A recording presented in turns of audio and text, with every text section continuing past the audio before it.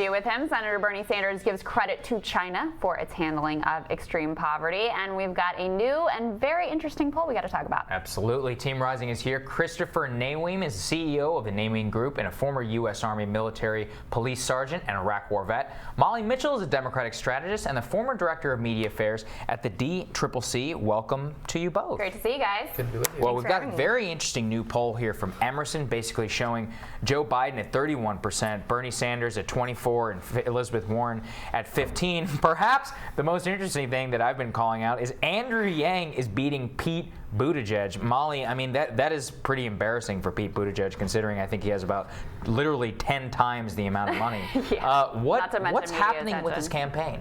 Well, what's also crazy is that Andrew Yang is polling above 2 senators and 1 governor. I mean, so he's really, the Yang gang is really coming in hard for him. And so he's definitely. He's on the debate stage. No, he's going to continue to be a player well into this cycle, which I would have not predicted. This is do or die, I really think, for Mayor Pete next week. I think he really needs sort of a Kamala Harris breakout moment that we saw during the first debate. I mean, he definitely has the fundraising numbers. He's gone on a huge media blitz. He has a great team. And now we really need to see him get back in the limelight a little bit to get recognition going. What do you think, Christopher?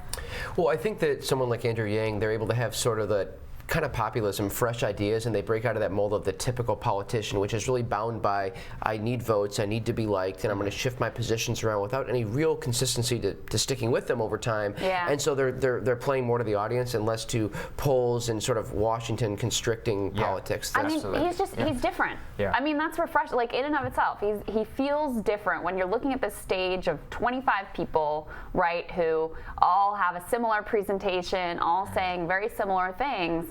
He stands out. Also, the passion, as you're pointing out, of his supporters is second to none, right? They are, very engaged, highly engaged, highly informed about his plans. He is also one of the only candidates that truly has some crossover support from former Trump voters.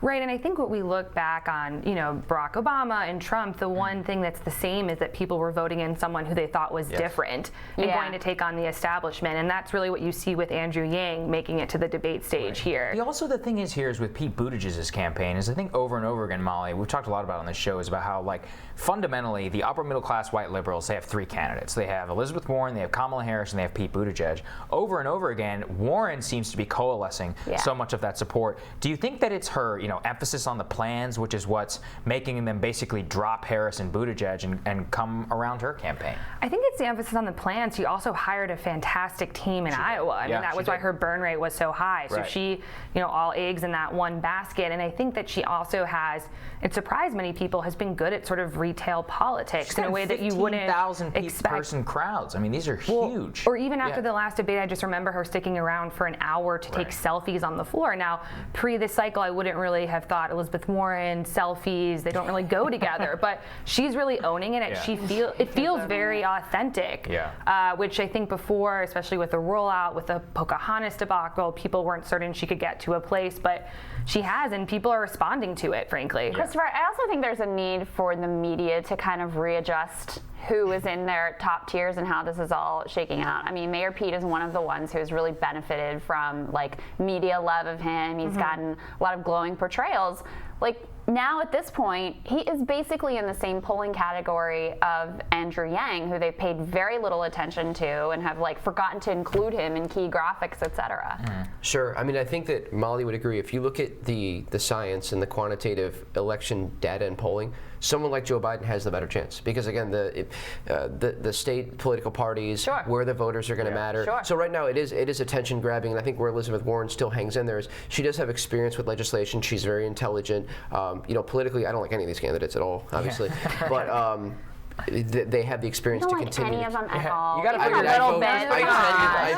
I vote for Republicans 85-90% of the time. I think that most of these people would be a disaster for the country based on what their actual positions are. But that aside, from a marketing perspective, I think that the ones that are still more sellable, that can last beyond the attention grabbing, are going to have more success in those key states where the margins of victory last time around were very narrow.